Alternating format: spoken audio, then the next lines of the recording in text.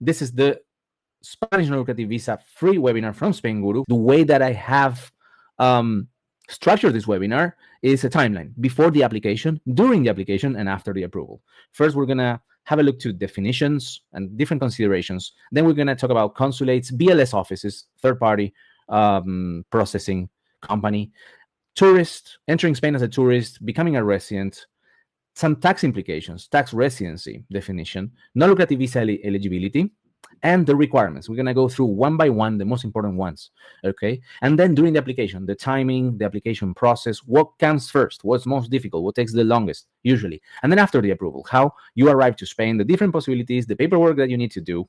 And if you want to pursue the long-term residence after 5 years, how you can do that. Citizenship, if you want to become a Spaniard, of course, and potentially transition to work permit. Small disclaimer here, the content of this webinar is for information purposes only and is not legal advice. The requirements listed here are not official. Check your specific consulates and BLS offices, if applicable, requirements, both in English and Spanish, just to make sure that you're not missing anything. As I said, my name is Bruno Bianchi Sarcone. I run Spainguru.es, and the objective of Spainguru is facilitating the relocation process for English-speaking foreigners to Spain since 2014. So, a little over 10 years in the industry. And what you can find in Spainguru, I think it's a very, very interesting resource, regardless if you want to use professional help or if you want to do it yourself. You have a ton of free resources. We're going to talk about that. But if you want to go with the services that I personally vet on Spainguru, 90% of the services, maybe more, I have been recommending them for years. So they have, gone through all this time. They passed the time test, and very good results, very good reviews. So you are in good hands. You can find immigration experts for your NLV application and any immigration procedure. Tax advisors, I highly recommend you engage with one before even taking the decision to coming to Spain. You can find Spanish non-lucrative visa, compliant health insurances, brokers and exclusive agents, medical certificates for the UK, and also Spanish doctor-issued ones.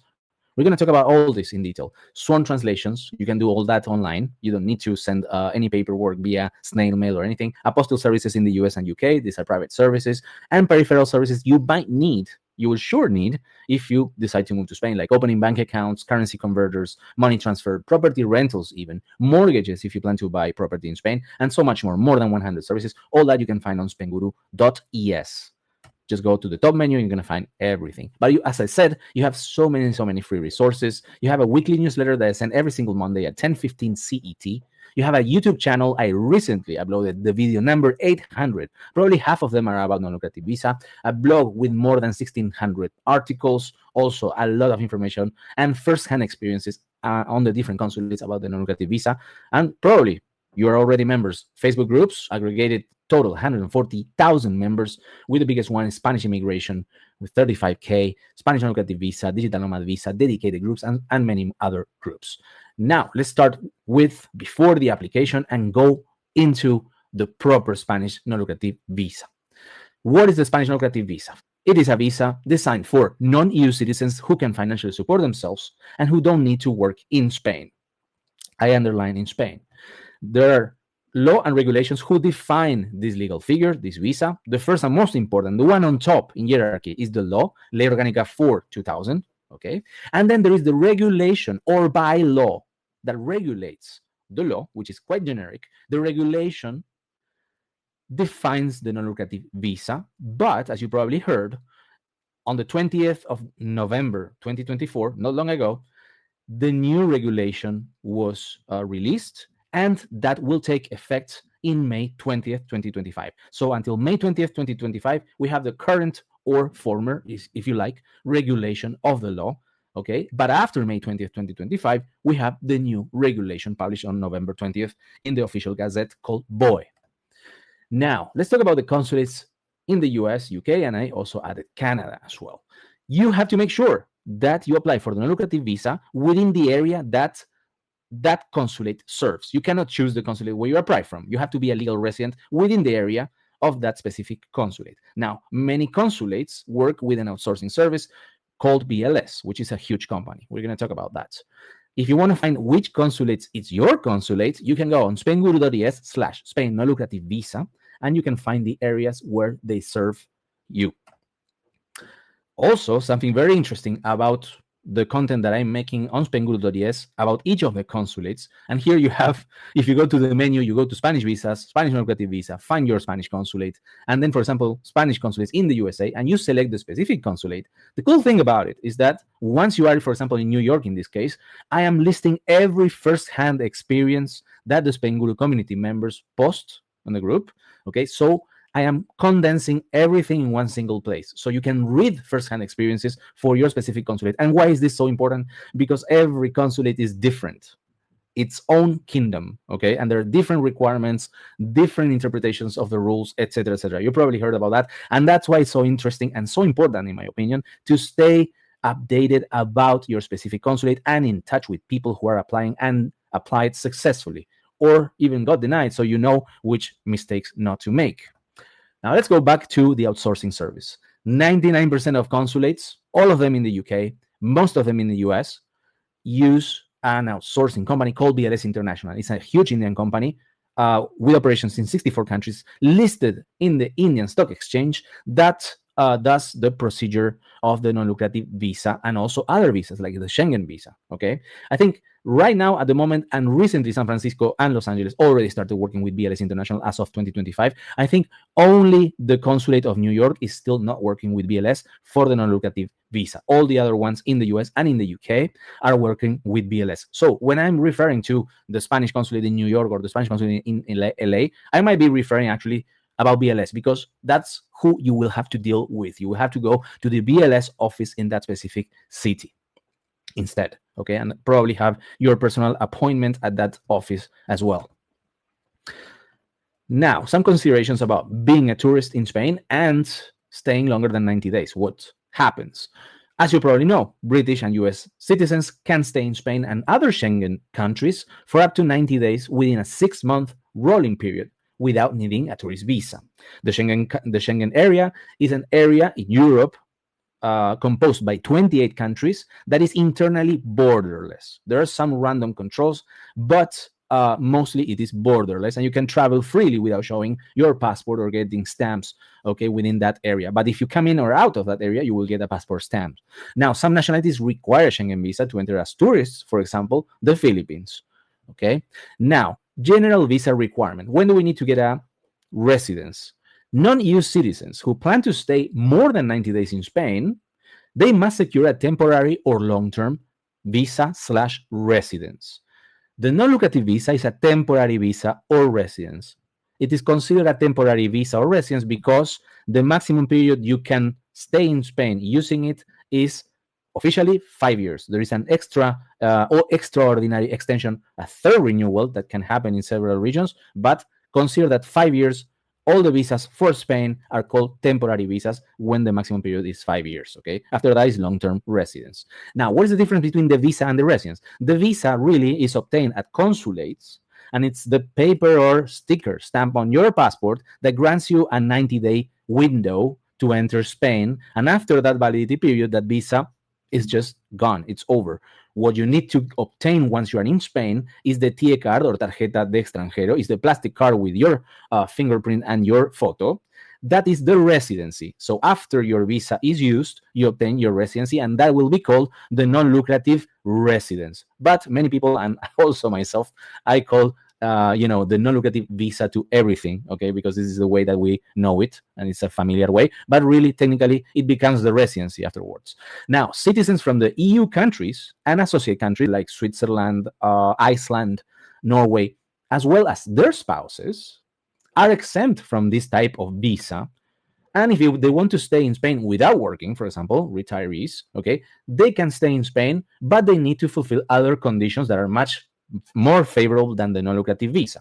For example, non-EU spouses of EU citizens can apply for a community family card to reside in Spain for more than 3 months. Okay, and it is different, as we said, and it will be valid for 5 years without prior renewals, and it includes a work permit. And if you don't plan to work, you just get your private health insurance, and you only have to show 7,200 euros for the main applicant, and half of that generally for this type of residency card for EU family card, which has, as I said, nothing to do with the non-lucrative visa. But if you are a passport holder or a spouse of one, or you have the opportunity, because many British, for example, they say, oh, I have a grandparent from Ireland, okay, or I have the possibility to obtain an EU passport. Maybe it is better to wait for that time and come to Europe with a European passport, because everything will be easier and better. Unfortunately, for non-EU residents, non-EU passport holders that don't have that possibility, the non-lucrative visa is one of the possibilities to come to Spain. Now let's move to taxes. Very important, probably the most important tax consideration. What is the tax residence in Spain? When does this triggers? You become a tax resident in Spain and must pay tax on all your global income and potentially on the value of your assets, if any of these conditions apply. The most important one, 99% of cases, you spend over 183 days in Spain, physically in Spain, within a calendar year from January 1st to December 31st. The days don't need to be consecutive, and it doesn't matter what's your immigration status. For example, if you were at the beginning of the year 10 days as a tourist, and you have spent, and you come later on with a non-lucrative visa for 173 days, you will have to add the 10 days as a tourist, and you will become a tax resident in Spain. So be careful with that. Second condition is if your main economic activity or primary income source is in Spain. And third, if your family, spouse, children live in Spain, okay, that could also trigger tax residency in Spain. Now, a couple of slides or three about taxes, okay, just to answer the frequently asked questions. Taxes overview. The most important tax, income tax. Okay, that's its deadline to declare it, okay, or to file it is June 30th.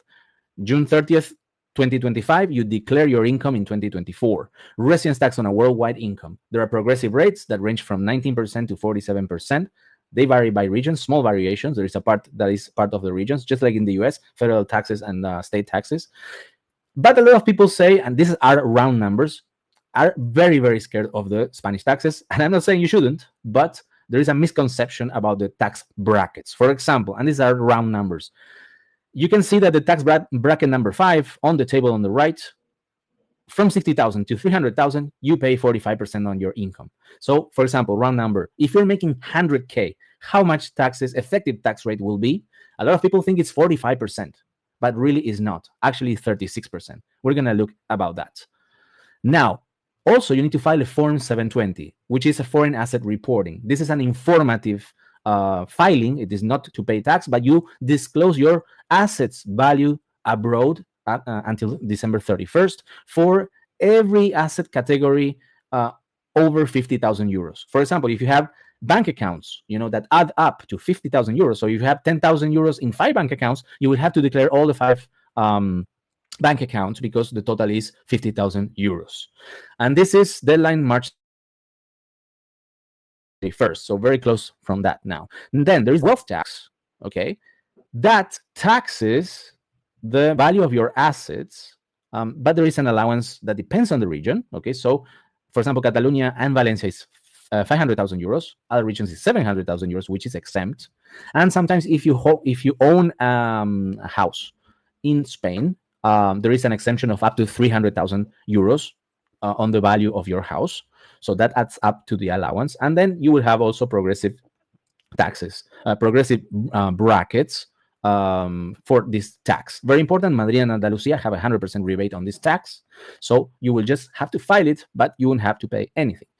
But then the central government wasn't very happy that Andalusia and Madrid, who is governed by another party, had this 100% rebate, and they still wanted a cut on the values of the assets of the people who live anywhere in Spain. So they launched the solidarity tax that applies nationwide, and this has a higher threshold. It's 3 million euros of total assets value with the same allowances, 700,000 and 500,000, etc. And it has other brackets. Okay. Now, very important. Spain has double taxation agreements to avoid double taxation with both the USA and the UK, and also Canada, if you happen to be from there, in order to avoid being taxed twice.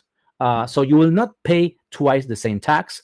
But if you, for example, you're a tax resident in Spain and you pay tax in Spain, the tax rate in Spain for the same category could be higher than paying it in your origin country. So sometimes it's important to prevent that from happening, because you would be paying higher tax. Not double tax, but higher tax. Okay. And there's a tip here. Regional rules vary significantly. You need to consult a tax advisor, as I said.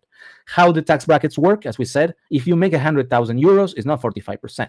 Actually, the first bracket, the first chunk of your money up to 12,450 will pay 19%. The second tax bracket will pay 24%, etc., etc. So you make somewhat of a average, okay, or a median, and really that 45% for 100K income is really 36%. And here I made a also ballpark calculation for the different types of income, different quantities of income, the effective tax rate on your income, 30,000 euros, 24% effective tax rate. And as you can see, it is a progressive system. 100K ends with 36% income tax. This is without taking into account allowances or deductions or any special cases. For example, public pensions from the US don't pay taxes in Spain because of the double taxation agreement. This is so you understand how the tax brackets are calculated. Now that you know a little bit more about taxes, I do have a webinar about taxes, an hour webinar just to go deeper into this. But there's so many questions about taxes that I had to add these slides so that people at least had a very quick overview about how the taxes work.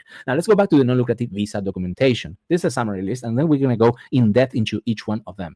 First, address in Spain. That will depend on the consulate. They will ask you where you're going to live. Some consulates is enough to show the province where you're going to live. For example, you say Seville or Valencia. And some consulates like Boston or Chicago, you need to show a rental contract. Some people show an Airbnb for 3 months. Some people rent on spot at home. Some people, go to Spain and arrange or engage with a realtor. Or also some people own property and they show their property deeds. But it will depend on the consulate how strict they are about the address in Spain. The second thing is address in the country of residence. As we said before, you need to prove that you're a legal resident within the area that is served by that specific consulate in order for them to accept your application.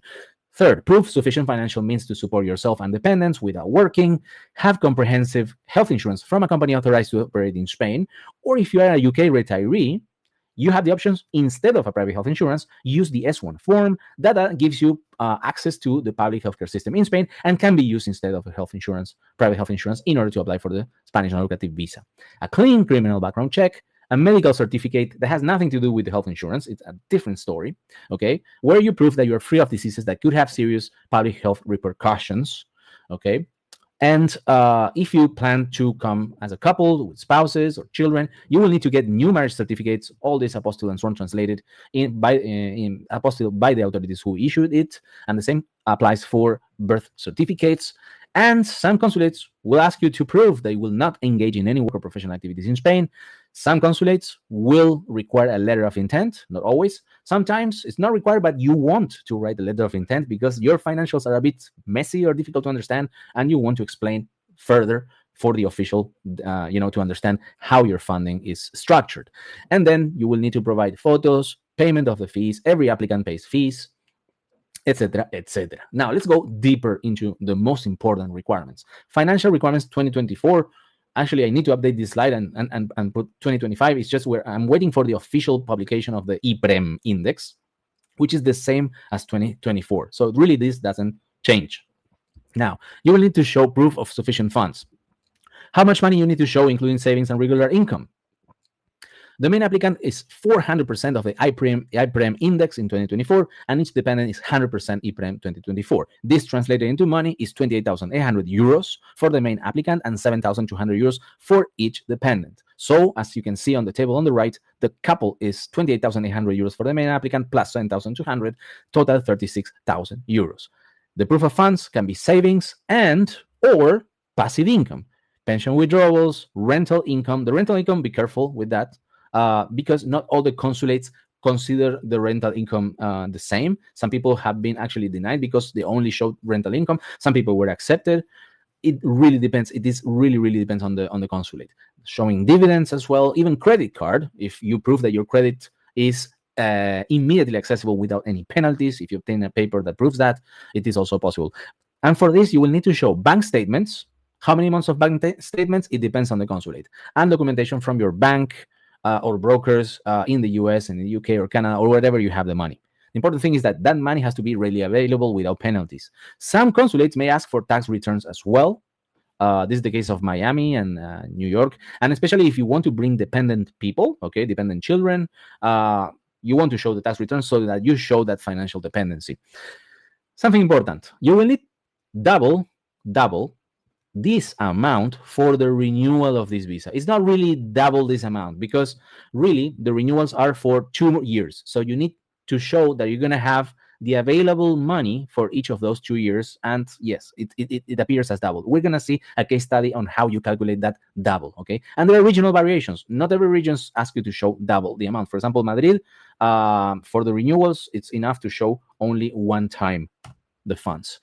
And the IPREM index, this index is published every year. Not every year changes because it really depends on the national budget. And the national budget, it is very, very political. You have to have the quorum, or you have to have the majority of the Congress in order to get a budget, a new budget each year. And the IPREM is one of the things in that budget. So if there is no political agreement in a certain year, the law says that you need to copy the previous year budget. Okay, and this is why it is not updated. The IPREM index is not updated in 2024, sorry, and this year is not going to be updated, but we still need the formal declaration. So but if it changed, for example, if there was political agreement in 2026, maybe the IPREM goes to 650 euros per month instead of 600. So when you plan to renew, your threshold for financial proof will increase. Okay, so this is also something to plan ahead, because you want, of course, to renew your visa successfully. Now, $1 million question: can I work remotely, I underline, for non-Spanish companies under the non-lucrative visa? It's a gray area. A lot of people will tell you, no, this is not the spirit of the law, etc. And they're right. And a lot of people will tell you, yes, you can do it. Actually, there's absolutely no problem. There's nothing that forbids it. And they're also right. This is the definition of the gray area, okay? But don't take my word for it. If you scan that QR code, there I have asked Ainhoa Manero of Stern Abogado, one of the most important immigration offices in Spain that I highly recommend. She did my nationality. I am originally from Argentina. She did my Spanish nationality. And she answered this question. Basically, there is a Supreme Court ruling that gave reason to someone who was working remotely.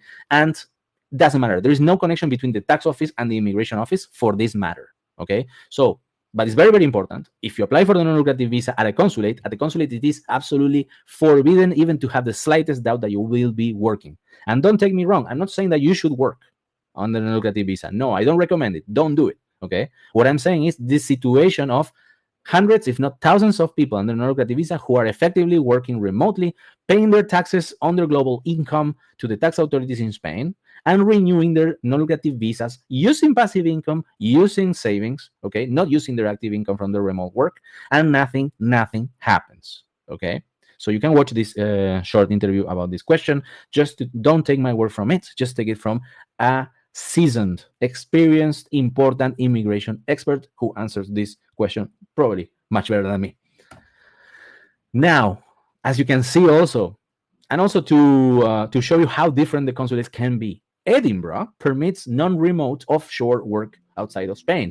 Recently, people were actually accepted on the non-lucrative visa, and they're still working in oil rigs in the North Sea. And actually, the Edinburgh consulate added that characteristic to the requirements. As you can see there, number 6, proof of eligibility for those who wish to keep their job in the UK whilst living in Spain, evidence that because of the nature of the job, blah, blah, blah. And people are saying, like, look, they're traveling back and forth to the oil rigs, and still they got the non-lucrative visa for them and their families in Spain. This is only for Edinburgh, okay? If you're one lucky person applying from Scotland area, then this is maybe you want to apply for a job at an oil rig and still live in Spain part of the month. Now, let's talk about private health insurance requirements. Not every policy is compliant. This is very important, okay?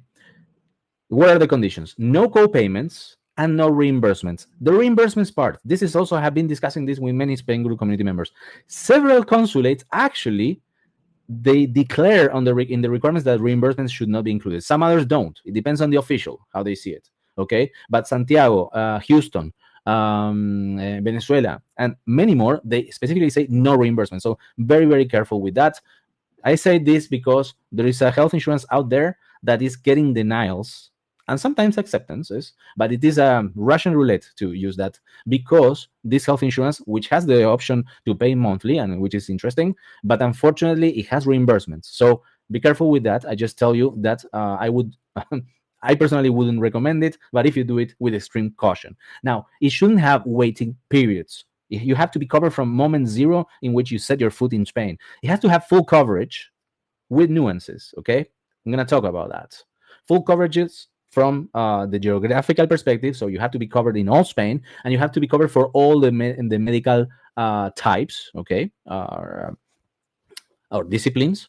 Okay, and which is normal, as I said, 99% of health insurance policies, it will be required that you pay a single yearly payment in advance. Then when you renew, potentially you can change to do it on a monthly basis or quarterly basis. But for the application of the Spanish non-lucrative visa, yearly payment in advance, because these companies, they need to issue a certificate of coverage in Spanish that says that you are going to be covered for the next year, which is the period in which your visa and initial residence will be issued, right?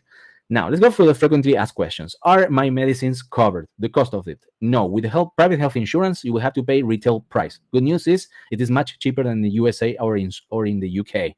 What should the health insurance start date be? This depends on the consulate and also on what your lawyer or immigration expert tells you. The general answer is this: if you need to travel, for example, if you plan to travel to Spain on the 15th of July, you start your health insurance on the 1st of July. Usually health insurance policies start on the first day of a specific month. Okay, unfortunately, many of them, they don't give you the option to do it far in advance. But if you use my recommended exclusive agent for Adeslas, which is the top company in Spain, he can actually delay the start date even months in advance. Okay, this is a particular thing, a particular strong thing that my preferred exclusive agent does for you. And of course, he provides absolute compliant health insurance, and is an immigration lawyer with extreme experience in the non-lucrative visa, so can answer any single question about your timings and etc. etc. Are there health insurance for older than 75 years of age? Yes, there are. Adeslas is one of them, until 84 years old. DKV has one until 99 years old, okay, that are visa compliant. What if I have pre-existing conditions? And here I want to link with the full coverage condition that I said it is with nuances, because depending on what pre-existing conditions you have, if you have severe pre-existing conditions, for example, cancer in the last 5 years, or different types of diabetes, or severe pre-existing conditions, it could be that you cannot find coverage, unfortunately. Okay, if you have not so severe conditions, for example, high blood pressure, stuff like that, it could happen that you are halfway. What does this mean? You will get a policy that is NLV compliant, that will issue a certificate of coverage in Spanish, and you will be able to obtain the Spanish non-lucrative visa, but your pre-existing conditions will be excluded from the coverage. So anything related to that, you will have to pay out of pocket. Okay, anything that happens in Spain, right? Then potentially you will be able to go to the public healthcare system. Okay, and that links to the next frequently asked question: can I pay into the Spanish public system? And the answer is yes. After 1 year of residence in Spain, you can use something called the Convenio Especial, that costs 60 euros for younger than 65 years old, and 157 euros for older than 65 years old. I understand that in Catalonia it's free, and actually you have immediate access once you register in Catalonia, something to consider. But I'm not 100% sure, but people report it. And can I use my current health insurance from the UK or the USA or Canada, etc.? My short answer is, if it's NLV compliant, yes, you could. Okay, that's the short answer. Now, the long answer is, I highly not recommend it, because the certificate of coverage will not be in Spanish. Usually, you will have to sworn translate it. The certificate of coverage has to have a specific wording that these companies don't know, and you could be denied for something. Usually, these companies, they have reimbursements, and they could be considered to be travel health insurance, which is forbidden, okay, for this visa application. So there's so many different blocks that could happen that could result in a denial. Okay, so be careful with that. Long story short, I don't recommend it. Use a Spanish company, okay, for this, and hire an NLV compliant policy within the company. Be careful, because there are policies that are not compliant in those companies. So you need to make sure those two things. Can I apply with a UK S1 form if I am a UK retiree? Yes. Do I need a Spanish bank account to hire these health insurances? No. Okay. Be careful with that also. If you're talking with someone who tells you need to have a Spanish bank account to hire this policy, is because this person is not used to work with people like you who are applying for a Spanish visa from abroad. They're not used to this use case. It's a red flag. So be careful with that. You shouldn't need a Spanish bank account in order to hire the a compliant health insurance for the application of the NLV. Can I pay on a monthly basis? Usually not. And as I said, the only insurance that offers this has reimbursements, and there's a high risk of denial if the official sees this. It is public in the on the internet. You can see it. Okay. The moment they take off the reimbursements, it could be a great option, but right now it is not, and I don't recommend it. I don't have it as a recommendation. Will I get a refund if I am denied? Okay, depends on what you have signed. So make sure to talk with your broker, with the exclusive agent, or whoever is selling you the policy, okay, to understand what happens if you want to cancel it. What happens if you get your visa denied? You could have partial refunds. You could have a full refund, but on the condition that the visa was denied because of the health insurance and not because of any other reason. Or you could have full refund just for no reason, okay? So make sure to understand what is the refund policy in case you are denied. Where are the top companies? So all these companies are good, all of them, okay? There's not a top company, right? You have Adeslas, ASA, Sanitas, Asisa, Salus, AXA, DKV, Caser, Mafre, and many more, okay? But what are the biggest ones? Adeslas is by far the biggest one. Adeslas alone is the sum of Sanitas and Asisa together, the second and the third. And then you have the DKV, okay? I mean, size doesn't really matter. What's important, the service, and the service in the area where you plan to move. But of course, if they are big, it's because probably people see that there is, value for money, basically. And before I was reading that in Spain, 25% of the population has private health insurance, and I'm one of them. I have access to the public sector, and I also have private health insurance, and I think that's the best if you have the resources to do it. To have both of them. Medical certificate, as I said, different from health insurance, very different. This document has a 3-month validity, so make sure that it's valid when you apply. And recently, like this very week, I was reading someone in San Francisco, BLS, that applied with a medical certificate that had like 10 days before expiration or something like that. And BLS office said, no, I won't take this medical certificate because it will take us 10 days to send this document to the consulate, and it will be expired when the consulate receives it. Something absolutely insane. But I just read that, and I don't know what the implications will be, because obviously it makes no sense that they deny you if the medical certificate is still valid when you apply at BLS. But this is the situation as of this week, okay?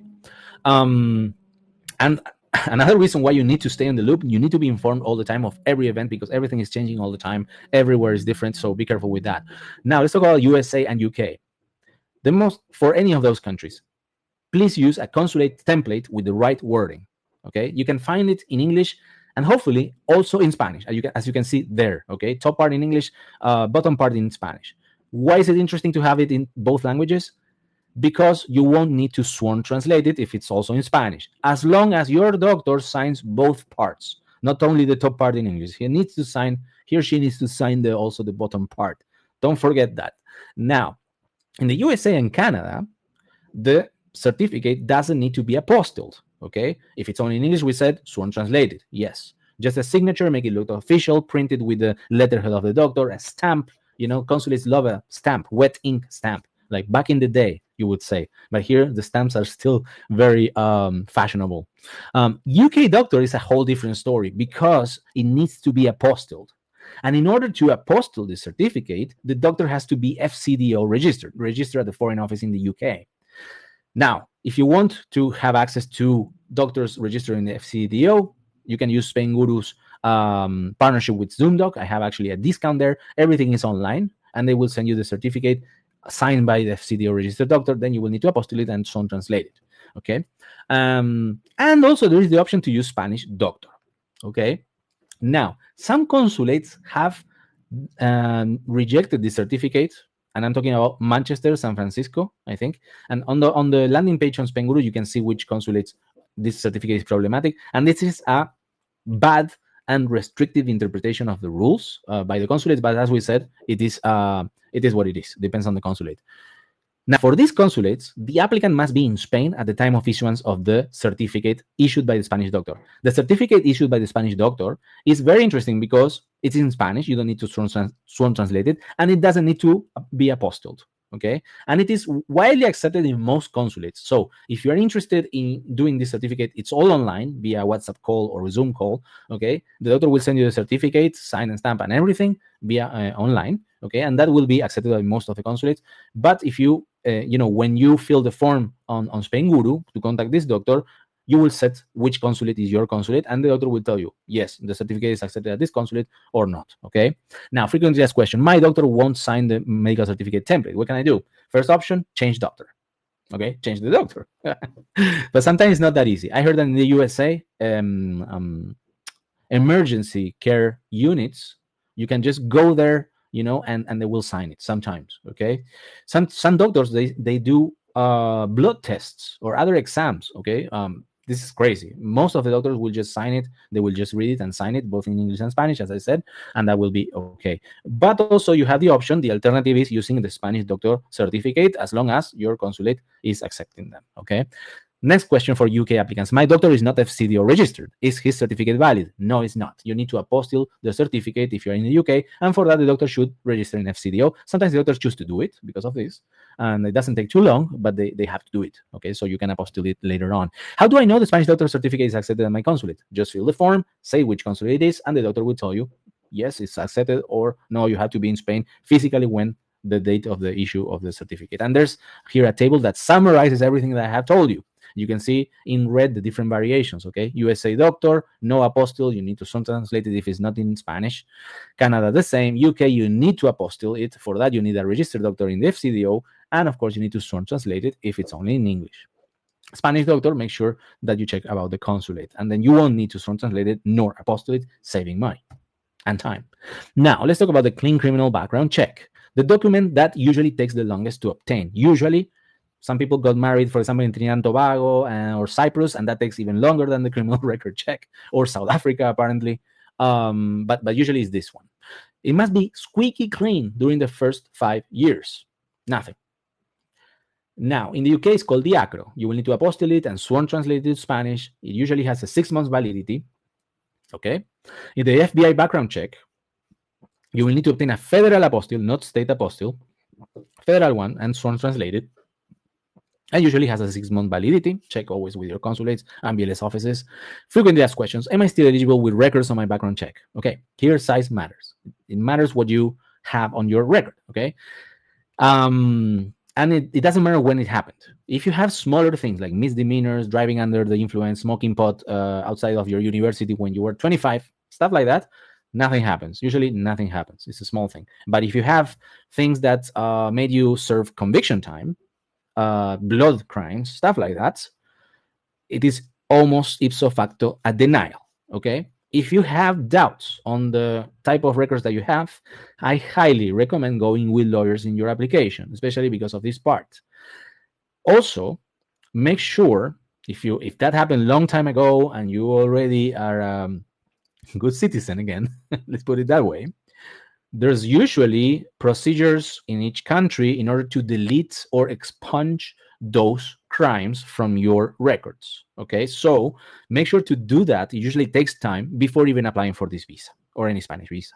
Okay, so you delete that so it doesn't appear. Am I still eligible with a no live trace in the ACRO? So this is, you cannot really see what happened. There's a record, but the office said, oh, we're going to step this down. It's been too long. It's not that important, etc. But the Spanish consulate lately are requiring a report to understand what has produced that no live trace. There's also something to consider. In case you have all this, I highly recommend going with lawyers or someone who understands, because this could be really, really a block in your project to come to live to Spain. Can I expedite the background check federal apostille?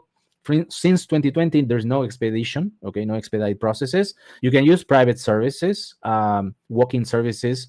Actually, Spainguru has partnered with Monument Visa, and they have an expedited process. You can just check on spainguru.es. And but yeah, there's not an expedite process per se. Some people reported contacting their congressman in their county, and with different results. Some did it very fast, some didn't return the calls. So yes, this is the situation today. Can I notarize the background check in the States and use a state apostille instead? People did this in the past successfully, and everything was fine, but suddenly they started denying every single person doing this. So no, only federal apostille. And I recently read, for example, they said if in the past 5 years you were living in the same state, you can still use the state apostille and state criminal record. Someone got denied in LA last week because of this. So always use the FBI background check and federal apostille, and there's no denial. Okay. Just as we say in Spanish, cúrense de salud, cure yourself in health. Just make sure that everything is done the way they like it and without possibility of denial. Where can I have my fingerprints taken? So you have two options. You either get a form, okay, and you put your own, you buy the ink, and you put your own fingerprints and you send in an envelope with money and you send and you get the FBI check, or you go to channelers in the States who scan your fingerprints, and this goes electronically to the FBI, and this also works. Okay, and they're everywhere in the United States, and even in Madrid or in big Spanish cities. If you happen to be in Spain when this happens. What if my fingerprints are illegible? Send me an email. I will send you some potential solutions to hello@spainguru.es. This happens when, especially senior applicants, that their fingerprints fade out with time, unfortunately. Tips about criminal background check. Recently, it was reported that ACRO was taking about 20 days to obtain. 20 to 15 days, so quite much faster than it used to be. And in the case of Canada, good news. The background check for Canadians wasn't taking long, but the apostille was taking very long, months even, and now it's apparently only taking 10 days. So very good news for Canadians. Now, proof of not working. So this is commonly called the retiree visa because most of people come to retire in Spain and they're receiving a pension, and that's the most part of people are in that situation. But many people are still working and even don't want to quit unless their visas are granted. We're going to talk about all that. So if you happen to be in the first group, proof of receipt of a pension is good proof. And if you're still working, then resignation. In the UK, you get your P45, and this is what you submit to the BLS office. In the US, you will show a resignation letter or termination letter from employer, both sworn, translated, and notarized. And if you happen to be a freelancer, how do you prove that you stop working? In the US, notarized affidavit promising not to work. UK, a letter from HMRC and accountants stating having ceased trading and deregistered for self-employment. All this. Now, should I quit before I get the visa? We're going to talk. This is a very blurry area and it really depends on your consulate and the person checking your application. But as a general rule, we'll say that the US is much more flexible about this situation and much more welcoming than the UK. In the UK, they just want the P45. They just want it, okay? So let's talk about that, showing you some quotes from people who did it. Is renting out a property considered a job? Size matters. If you have 1-2 properties and you rent long-term and you just get the rentals every month, it's fine. It's passive income. But if you have 30 properties on Airbnb and you have operations set up to manage that business, really, and you are the one dealing with that directly, it could be considered to be a job. So people appoint property managers in order to make it clear that it's just passive income. So it is not defined anywhere, but these are the two extremes of the situation. Is investing in stocks considered active income? Usually not. Can I volunteer while on an NLV? A lot of people are very, very, very mad about this, and they say, no, you should not work even if you don't get paid. Look, you can volunteer in Spain, and I actually recommend it. Do it. It will help you. It will help others. You will learn Spanish faster. You will get more included in the society and in your community. Okay. And you won't receive any payments. So there's nothing coming into your bank accounts, nothing to show in your statements or anything. Nobody will pursue you. Nobody will deny your visa renewal because of volunteering. Okay, so please, if you have that thought, if you have that plan, yes, consider doing it. Then some people ask me, like, what if they pay me my trips? What if they pay me lunches? Okay, that no, please don't accept those. Okay, because then it could be like a fake job, call it. I don't know how you call that in English, right? So yeah, try not to get any payments on it.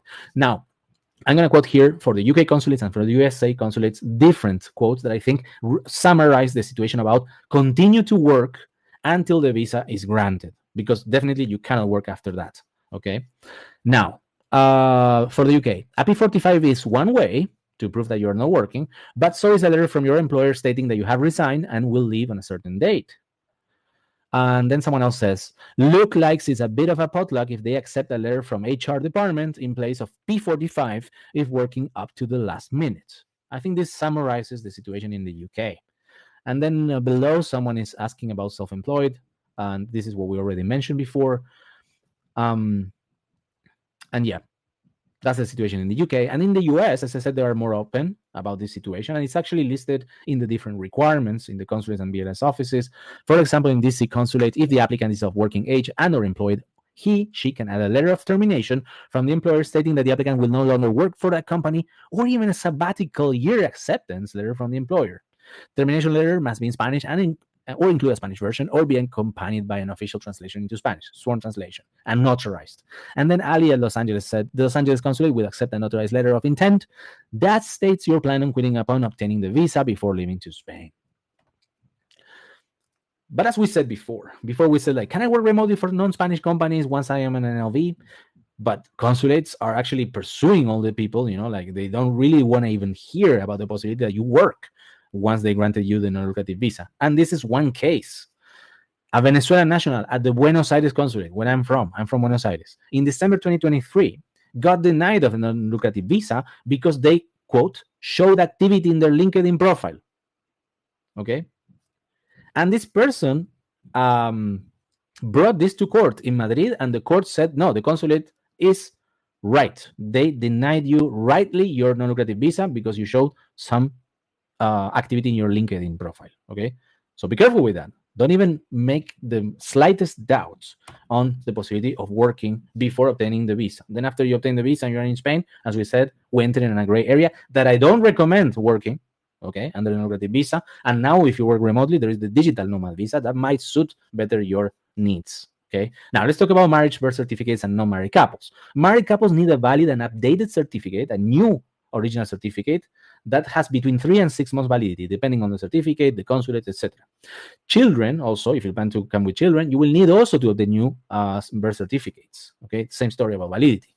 Non-married couples can also apply, but they need to prove their relationship. Okay, the best proof is showing legal partnership in your origin country, because this will be accepted by Spain. But sometimes you don't have that paper, but you have children together or joint accounts, joint rental contracts. You can use that as a proof, but it will be less important than showing a legal partnership. Okay, or Commonwealth partnership, I think you also call it. Some people even show their photos of their travels together, but it will depend on the official. Okay. These certificates will need to be apostilled and sworn translated, and apostilled by the original countries. So as I said before, if you married in Cyprus, they will need to get an apostille in Cyprus, okay, and translated to sworn translated into Spanish. What if I want to bring adult children and or ascendants? What is an adult children? Children of yours who are older than 18 years old without any age limit, okay? And yes, there are ways to bring them. Basically, you need to prove that they are financially dependent and they are part of the same family unit. So that you need to prove that they didn't marry, okay? And there's different documentation that you can use to prove that, but we're not going to stop into that. If you want to know more, you can always send me an email to hello@spainguru.es. Now, we have spoken widely about sworn translators. Let's make it clear. Sworn translators are accredited by the Spanish Ministry of Foreign Affairs. No one else can accredit them. They pass a very difficult exam to become certified. Each sworn translator has a unique registration number. Their translations are accepted by all Spanish institutions, including the consulates, and the translations are done remotely and signed with a legally valid e-signature, so no physical mail is needed. You don't need to have to meet in person a sworn translator or to send by snail mail or physical mail any documents. Everything is done by email, okay? Frequently asked questions. Can I use any translator from the American Translator Association? Why I have this question? Because Miami Consulate sets in the requirements the link to this association that has absolutely nothing to do with sworn translator appointed by Spanish Ministry of Foreign Affairs. It is crazy and it's misleading, so be careful with that. Can a sworn translator work with several language pairs? No, they only work with one language pair. For example, English, Spanish.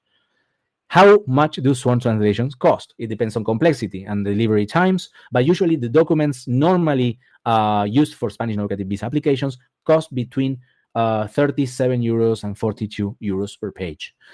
What comes first, apostille, then sworn translation?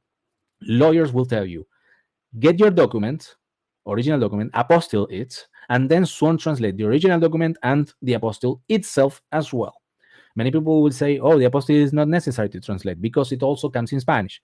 But the truth is that the information contained in the Spanish part of the apostille is not complete, okay? And if the officer reviewing your profile or your paperwork that day had a bad morning, let's put it that way, could actually tell you this is not correctly sworn translated or we're missing sworn translation. You only have 10 days to supply the right sworn translation, making it more costly, etc., etc. So this is the long story short. Translate everything, sworn translate everything. And if you want to know more, you can watch my YouTube channel, Spainguru's YouTube channel. I have interviews to seasoned immigration experts like Ainhoa Manero, as we mentioned before, from Sterna, but also Sofia Mejail from CABR Relocation Solutions, who know a ton about this. They are all day applying for the non-lucrative visas in different consulates everywhere in the world. And these are really, you shouldn't not watch these interviews, because I really go into the most top 30 frequently asked questions with any of them. Just join Spainguru's YouTube channel. It's absolutely free. And little stop here just to remind you that at the end we have a Q&A session. Okay, all the questions that you're asking, I'm going to do my best to answer them. And if you happen to like the information I'm supplying today, or you think that this could help anyone applying for this visa or considering moving to Spain in general, please leave me a review on Trustpilot. It means a world to me, especially since January 3rd that Google decided to delete my account with reviews. 77 5-star reviews got deleted from the night till the morning, and I have to admit I cried when that happened. So really, really means a world to me if you could leave me a nice review on Trustpilot. That's it. Let's continue. During the application process, a few things to have in mind. All family members must apply. It's not a family unit. Let's say every member has to apply. Every member has to pay its fee. Every member has to file the application form. In-person application and or pickup, okay? Depends on the consulate. Some consulates, it's only by mail. For example, Houston, you can do it by mail. But now that we are transitioning to BLS services, San Francisco used to be only by mail, but now there are in-person submissions at BLS office. Okay, so yeah, you have to check the particular situation of your consulate. And something important to have in mind. The NLV will grant you a 90-day window to arrive to Spain. So when the visa starts, there is a window of 90 days to enter Spain to activate the visa. Common mistakes to avoid in this process: not checking specific consulate requirements and BLS offices in both English and Spanish. Wrong or expired documents, okay, important. There's many documents have a validity period. You have to be sure of that validity period, and they have to be valid when you apply. Wrong chronology, starting with the easy stuff or the short, the fast and short stuff at the beginning and leaving the longer one at the end. Wrong health insurance, the policy is not compliant or has reimbursements. As I said, these kind of things.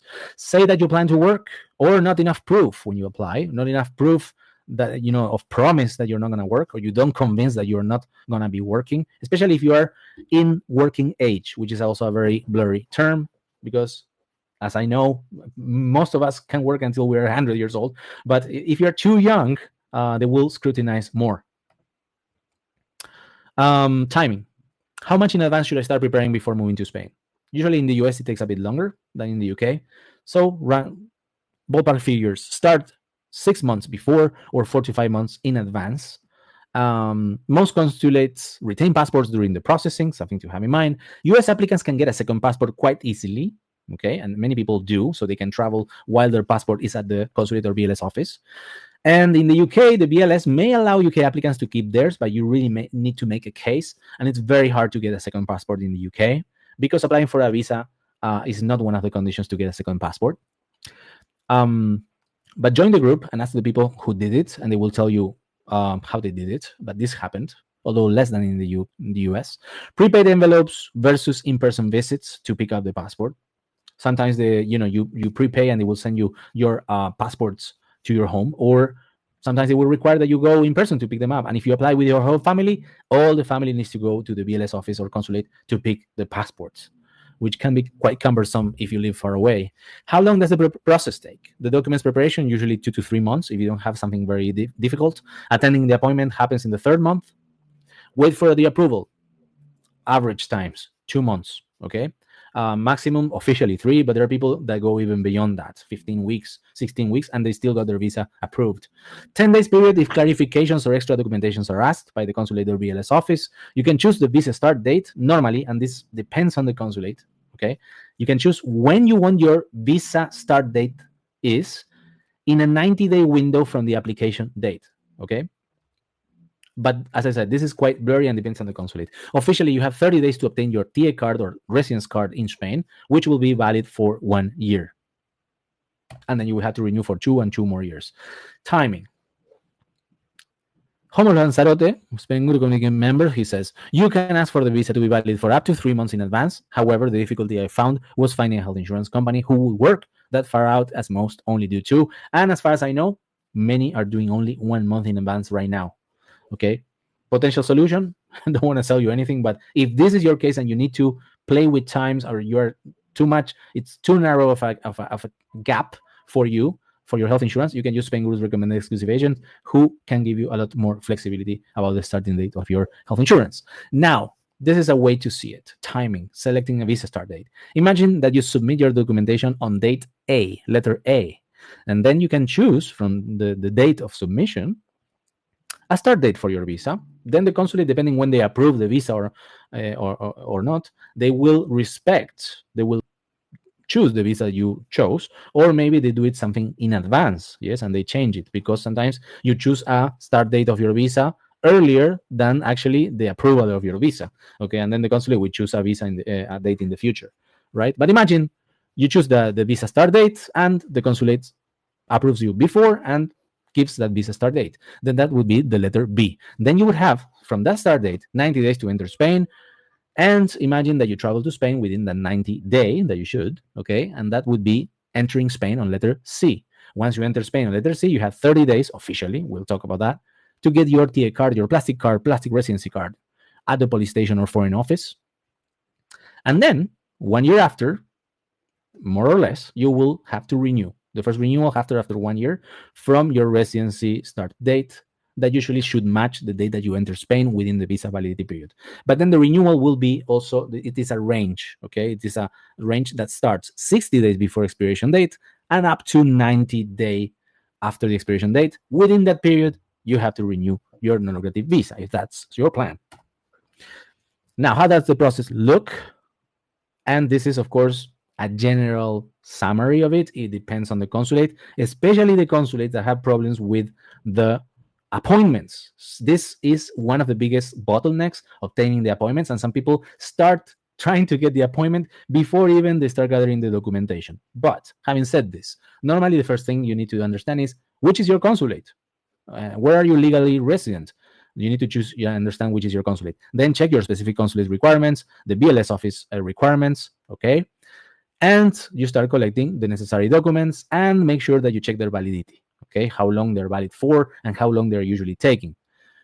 Normally, you will start with the FBI background checks. In the US, in the UK, will be the ACRO. Then you will obtain your medical certificate that has a 3-month validity. Then you will apostille everything, okay? Everything that needs to be apostilled. As we said, the medical certificate in the UK needs to be apostilled, not in other countries. And you will sworn translate the necessary documents. Then you will sort out your private health insurance or obtain your S1 if you're a UK pensionist. Then you would book an appointment. As I said, this is not always you book at the appointment at this very specific stage, maybe earlier even. And then you will attend that appointment. And then you will submit your papers. You will wait for notification that officially maximum 12 weeks you should have a decision on your file. And you will collect your visa and travel to Spain, maximum 90 days from the visa start date, within the window. Then when you arrive to Spain, this is not an official requirement, but it is highly, highly recommended that you obtain a padrón or empadronamiento, which is the registering of your address at the city hall of the town or city where you're going to be living, because you're going to need that empadronamiento. As I say, it's not an official requirement, but many ask for it when you request your residency card or at the police station or foreign office. They will require you a proof of address, and the empadronamiento is the best thing you can show. Let's go back to taxes. Unfortunately, the taxes, it's always there and something that you need to understand even before moving to Spain, what you have to expect about this.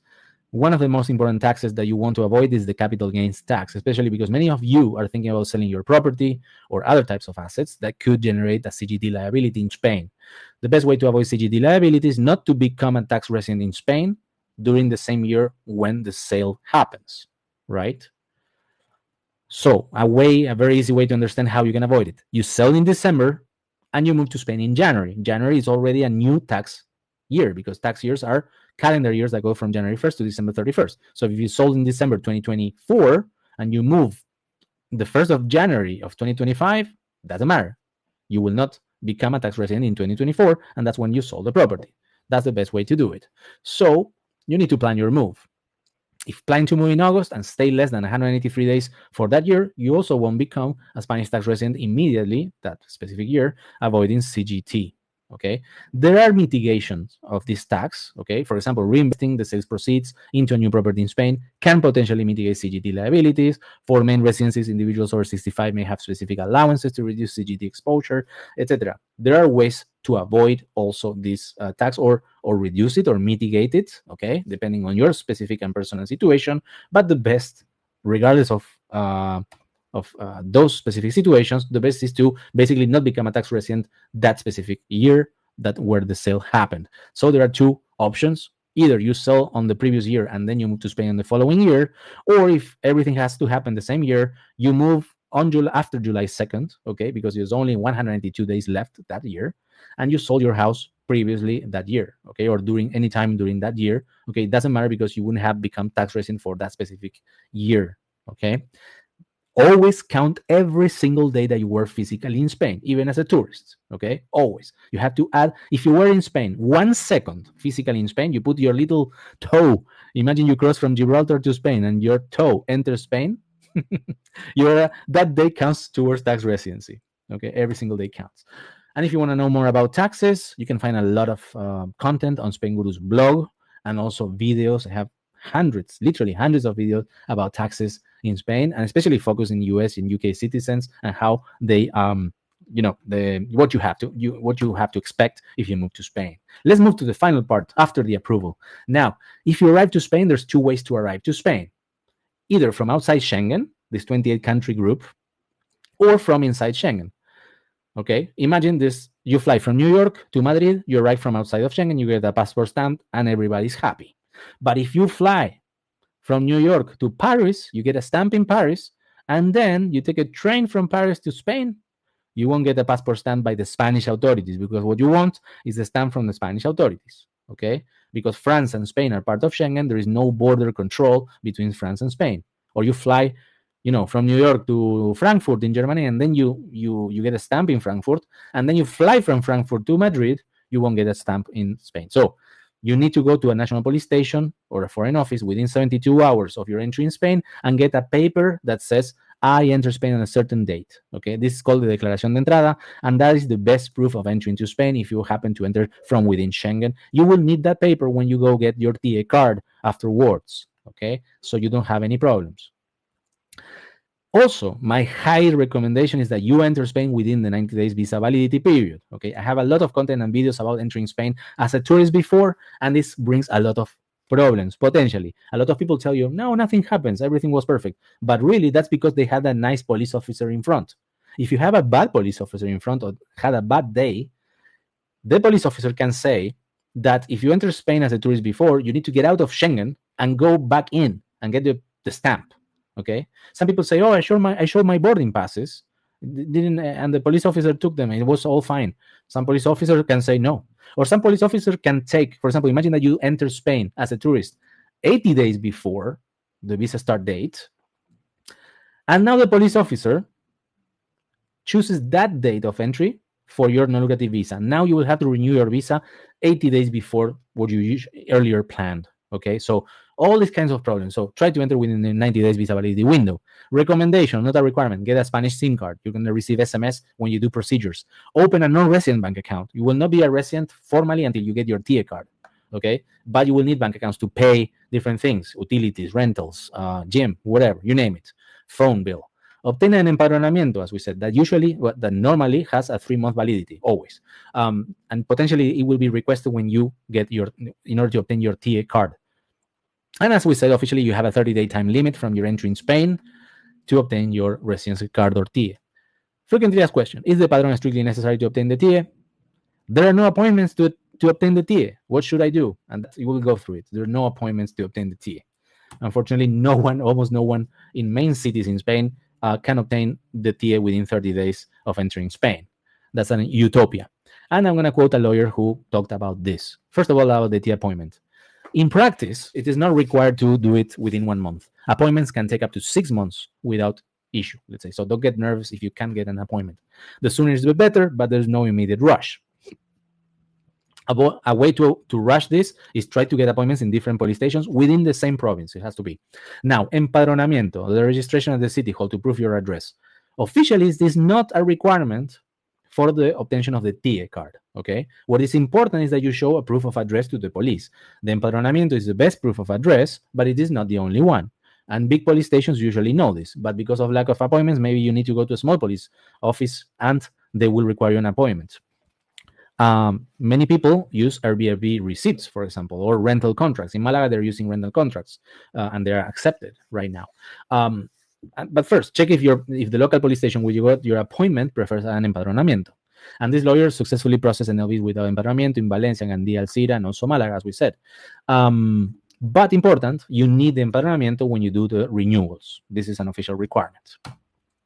Now, the renewal. The first year, the moment you enter Spain within visa's period, the first year started. Then you will do the first renewal for year 2 and 3. That has to be done within 60 days of expiration and up to 90 days of expiration of your TA card. Financial requirements for the renewal. 2 times if it's savings, because you need to have the money for the next period of 2 years. And it can be also passive income or a combination with savings, okay? It can be pensions or rental income, etc. And the funds need to be available in the account when renewing. People ask, has to be a Spanish account? Can I use the UK account? Really depends on the region. Some regions, they want to see movements in a Spanish account. So that's why you need to be part of the group and ask what others have shown as proof, or use professional help that know exactly what they're asking in that specific region. Then there is a second renewal for year 4 and 5, which will be the same as 2 and 3. If you didn't move region, as we said, there is a bit regional differences in documentation or timings, etc. And then after 5 years, you could potentially pursue the long-term residence, also known as permanent residence. Although technically in Spain, that doesn't exist. It's long-term residence. Renewal process update. Changes effective, as we said, from May 20th, 2025, when the new regulation of the law takes effect. Renewal period. The renewal periods remain fixed at 2 years each. There were rumors that they were going to become 4, but they stayed at 2 years, thank God. And then 183-day stay requirement. Visa holders are required to spend at least 183 days per year in Spain to qualify for renewal. This aligns with Spanish tax residency rules, meaning applicants would become tax residents as well. Now, this is something important. There is a legal ambiguity here. The 183-day rule that is currently only included in the regulation of the law, in the bylaw or reglamento de extranjería, and not the main organic law, not the top law. There is a Supreme Court ruling that indicates that it must be in the main law to be fully enforceable. And I'm not saying this, I'm just repeating. I know Manero's words, okay? She's a top immigration expert, okay? Recently, many non-lucrative visa holders are still renewing without meeting the minimum stay requirement that used to be 180 days, but got deleted by this Supreme Court ruling. So when the new, what this lawyer says is when the new regulation starts, now with a 183-day minimum stay, that won't be enforceable because of the same reason, because actually what the Congress needs to do is to put this requirement into the main law and not the regulation, because this attacks or affects one of the top rights of the Constitution, which is the right of movement. And apparently, you cannot touch this right in a regulation. It has to be in the main law. This is, of course, very technical, very, very legal, but it's something to have in mind, okay? Because it could mean that you could renew your non-lucrative visa without becoming a tax resident in Spain. Case study for the renewal process. Financial requirements. As we said, a couple needs 36,000 euros as of 2024 and hopefully for 2025 until it becomes official that the IPREM didn't change. Now, they will need to prove 36,000 per year, but the renewal is for 2 years. So they need to prove 72,000 in 2 years. It's not really double, right? It is 36 times 2 because it's 2 years. Imagine this case. The main applicant in this couple receives a 15,000 euros per annum per year, okay? That means that this pension, which is a passive income, is 30,000 over 2 years, right? They still need to prove 42,000 to get to 72,000. How they could complete this? For example, they have a property rental income of 21,000 per year. This is passive income. So per year is 21K times 2 is 42K. Or for example, they have money in the bank for a total of 42,000 euros. Be careful with rental income. Some authorities can see rental income as something not very safe, something not very stable. So if you can, let's say, avoid, or you can not, prove more funding or different source of income, etc., potentially it could be a good idea. This is from the feedback I'm receiving from Spainguru community members, okay? Now, documentation requirements for the renewal, ongoing private medical insurance coverage, Or if you have access to public healthcare system using Convenio Especial or a DS1 form if you are a UK retiree, potentially. But for the first renewal, almost sure that if you come with private health insurance, there is no time for you to obtain the Convenio Especial or access to public healthcare, and you will have to renew your private health insurance for the first renewal of your visa, because it takes weeks or even months to have access to the public healthcare using the Convenio Especial, unfortunately. Updated passport copies for both individuals and empadronamiento. Now it becomes a requirement. Time you need to spend in Spain to maintain your residence, obtain long-term residence, and citizenship. For NLV renewal, as we said, as of May 20th, 2025, there's a new requirement of a minimum of 183 days in Spain to renew your visa. This causes legal ambiguity for what I told you before. And if you want to pursue the long-term residence after 5 years, be careful, because you also have to have been in Spain a long period. You cannot be outside of Spain more than 10 months in 5 years. Doesn't matter how this is shared among those 5 years, but maximum 10 months out of Spain in the previous 5 years before applying for the long-term residence. And they're very strict about this. If you didn't comply with this, you could potentially apply for a third renewal of 2 more years for the non-lucrative visa. This is called extraordinary, as Debbie Attenborough says, renewal. But some regions don't permit it, like Galicia, for example. And unfortunately, I don't have a list or map of regions that don't allow it. I think most of them allow it, a third renewal, in case this is what happened. Now, about nationality. Usually, if you're a holder of a temporary visa, you should not be outside of Spain more than 3 months per year before applying for Spanish nationality. Okay, and if you're a holder of a long-term residence, you cannot be outside of the EU more than 1 year consecutively, 12 months, or no more than 30 months in 5 years. And here in this slide, I talk again about the court ruling in 2023 that deleted the minimum 180-day period in order to renew the visa. They deleted it, and now people are renewing even if they stay less than 180 days. But now, as of May 20th, 2025, there is the new requirements of 183 days, but will be probably challenged in the court. Okay.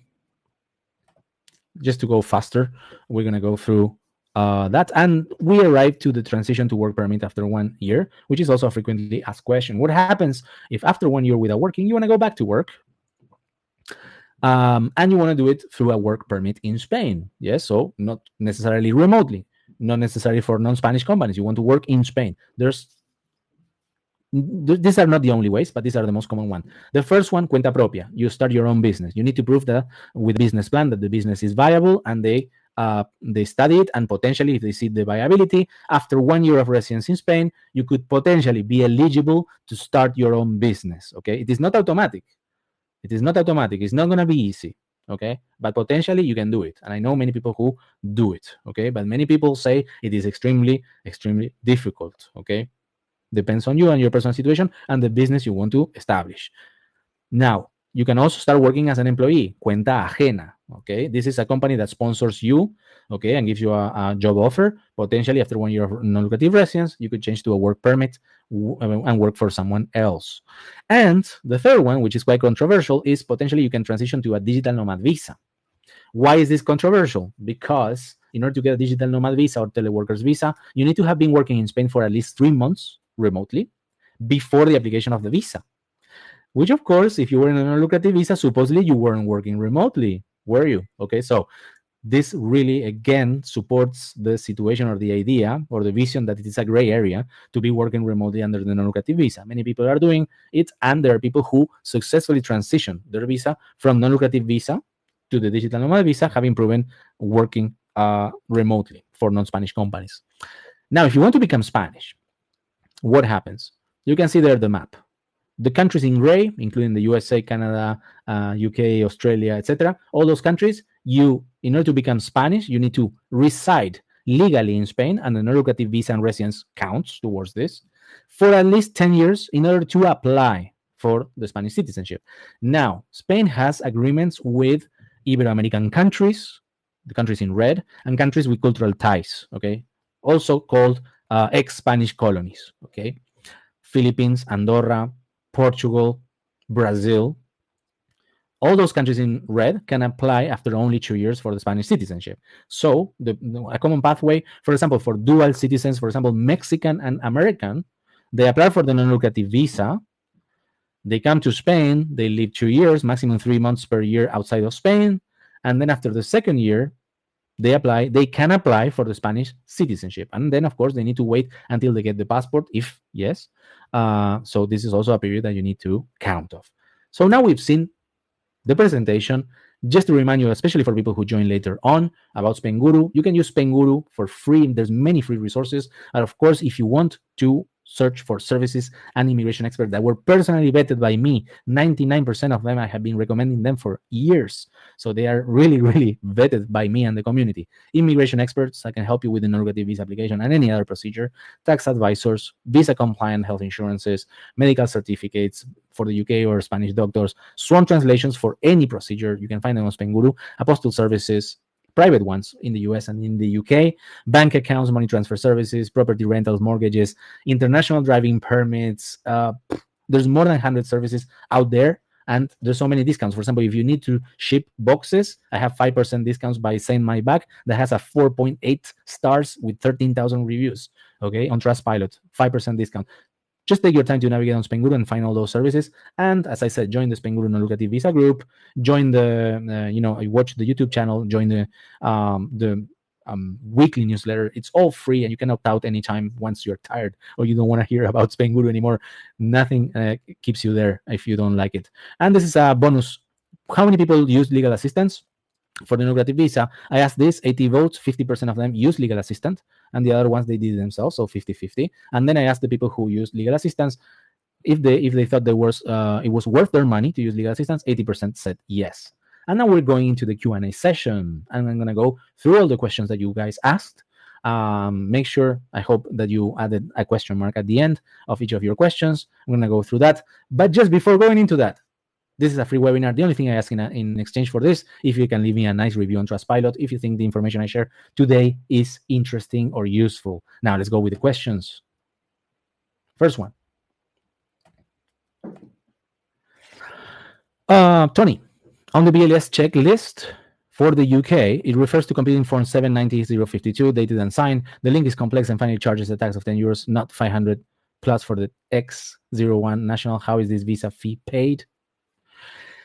I don't know exactly the details, but as far as I understand, you fill the form, or you can even fill it at the BLS office, and then you can pay with your card at the BLS office. But I'm not 100% sure. This is a typical question that you can ask the community. Join the Spainguru Non-lucrative Visa Facebook group and ask. You say the UK, but mention your specific consulate. Mention Manchester, Edinburgh, or London, and say, like, how did you guys pay for this? Okay, and people will tell you. There's hundreds of people who have done it. Okay, but I think it is the way I'm telling you.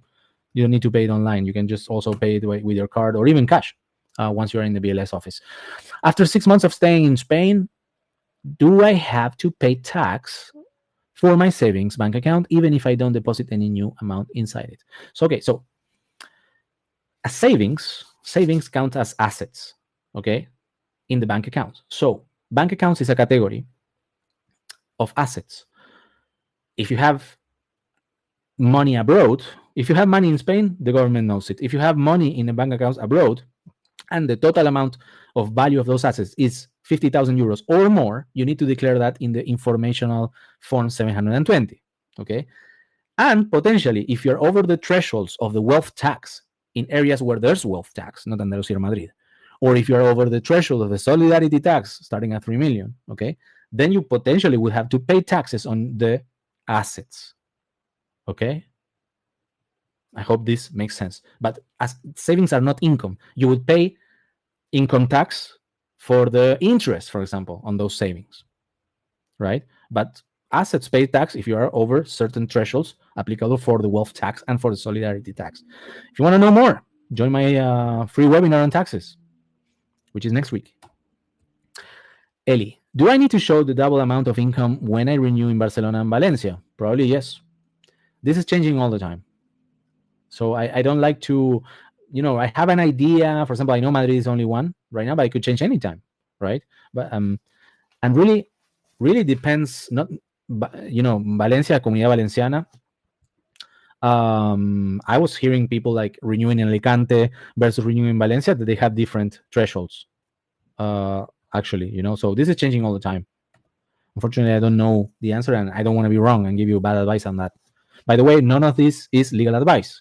Consider consulting with legal experts. Okay, and check the official requirements always. Tony, your presentation says updated marriage certificate has 6 months expiry. Some sources say only 3 months due to Spanish certificates. Having divorces or annulments, to be certain, should we err on the side of the 3 months? This is $1 million question by many people. Okay, look, I asked this to a lawyer, and the lawyer said some certificates actually say the validity period. So the Spanish authorities will look at the sworn translation, or if the certificate is in Spanish, because it's you married somewhere where they speak Spanish. It says validity period of this certificate is 3 months. Okay, so the authorities will take the validity period stated on this on the birth certificate, marriage certificate or birth certificate, doesn't matter. But then it could be that they consider it 6 months. So really, like I still don't have an answer. I still don't have an answer to the validity period of those certificates. You really need to check with the community and experts, or read the requirements. Most in the US, for example, in the requirements, they don't say for how long they're valid. Okay, so really, like, it depends. You ask the people who were successfully approved, and some people say, yeah, it's 3 months. So some other people say, oh, it was 6 months. So really, like, I'm afraid, I wish I could give you the answer right now, but I don't have it. It's very important that you check your specific consulate, join the community, ask everyone else, and potentially ask a lawyer really about that. But yeah, if you want to be on the safe side, 3 months. Eli Mata, do I need to show the double amount of income when I renew in Barcelona and Valencia? You already asked this. Eli, after 6 months. Okay, this is another same question for some reason. Tony, so to be clear, the BLS appointment for document submission is not the consular appointment. Is there always a consulate interview appointment to finalize the visa application? No, the appointment is just one, and it happens at the BLS office. Okay, 99% of consulates use BLS office for the appointment. Okay, and New York, as far as I know, maybe they changed this week and I'm not updated, but New York, the consulate has the appointment. They still don't use BLS for the non-lucrative visa. But right now, all the other appointments happens at the BLS office. And if you go on Spainguru.es and you search your consulate, Spanish non-lucrative visa, find your consulate in the US or in the UK, and then I have all the links there to the official pages of the non-lucrative visas. And if you go to the official pages of the non-lucrative visa, they will give you the instructions. It says, like, the documents have to be submitted personally at the BLS office, okay, or by mail. Just check your the official consulate page to understand the instructions. But then the appointment will happen when where they instruct you to do it. Rebecca, does consulate process BLS applications quicker? Thank you for your informative webinar. You're welcome. Thank you for joining, Rebecca. It is so random how long the process, the applications take. Some people say like 5 business days in Miami. I was hearing that. People in London, just a week, 15 days. Some people were waiting more than 15 weeks and still got approved without any clarification or needed documentation. So it is extremely, extremely random, Consider an average of 2 months to get an approval, but it could be faster. And some people are actually rushed because they have their starting date early and they didn't prepare everything for moving to Spain, and then they get super anxious about it. But yeah, the best is that you check the first-hand experiences on Spainguru's specific consulates page, join the community, ask for people about timings just to be on the loop and understand. Also, there is depending on the time of the year. If it's summer vacations, maybe they have less people working in the consulates. Maybe it is Christmas, also slower. So yeah, all these things can affect, unfortunately. Rebecca, regarding arriving within 90-day visa validity window, can I go to Spain as a tourist and then go to Gibraltar outside Schengen and then get a stamp from Spanish authorities? Will the second stamp be taken as date of entry and not first date? Schengen, Gibraltar is outside of Schengen, so you will get a stamp, as far as I understand. Okay, I don't like Gibraltar in the sense that it is a particular territory, but as far as I understand, it is the UK, Gibraltar. Okay, but for example, Andorra is not part of Schengen, but it is very hard to find any official to get you a stamp on your passport, even if you are technically living Schengen. Okay, so although these little territories, I don't like them very much in the sense that they're a bit hard to predict Maybe that day you can just like cross, because you cross the airport in Gibraltar, and maybe they look at your passport and nothing happens. And some other days they will put you 10 stamps, if you understand me. Okay, they're a bit erratic in that sense. But yeah, technically this is outside of Schengen, and you will get a stamp, and that is the stamp that you're gonna get. Can I show savings in bank account outside Spain when I renew my NLV? As I said, it should be accepted. It should be, but some regions, for example, I heard Canary Islands, for example, and some, I think Valencia or Murcia, they like to see a Spanish bank account, with some money coming in, right, or the lump sum there. If I'm not wrong, those regions, for example, okay. So yeah, make sure to understand in advance before renewal and prepare for it. Okay. And that's it. Those are all the questions. Well, I really appreciate that you joined today. If you couldn't join or you had to leave before, you're no longer here with the one person now, don't worry, because I will process this webinar, and I will upload it, and I will send you the link so you can watch it again. And and always available for anything you like. I am happy to answer your questions. Of course, I'm not a legal advisor, as I said, and sometimes it's impossible for me to go very much in depth in your specific situation, because the questions can be very specific to you. But I'll do my best to point you in the right direction. You can always reach out to me at hello@spainguru.es. Join the group if you haven't done so. Facebook.com/groups/Spanish non-lucrative visa, Spanish NLV. YouTube channel, 800 videos, 400 of them about the non-lucrative visa. 1 video per day, 2-3 minutes video per day, just to keep you updated about everything happening Spanish immigration wise. Join the newsletter, where I write 10 of the top discussions in all the network of Spainguru community, blog posts, investigation blog posts, feature videos, the videos that was most watched in the last 10 to 15 days. All that in one single email every week that you can opt out anytime. And if you like this webinar, please leave a review on Trustpilot. You have the link there on top, green bar, red button. And as I said, the content of this webinar is for information purposes only, but I'm happy to point you in the right direction whenever you want. Thank you so much for joining today. And we'll stay in touch. Take care. And well done, Bruno. Thank you. Thank you, Tony. And thank you, Eli, for joining. And thank you, everyone else, for joining today. Goodbye. I see you soon.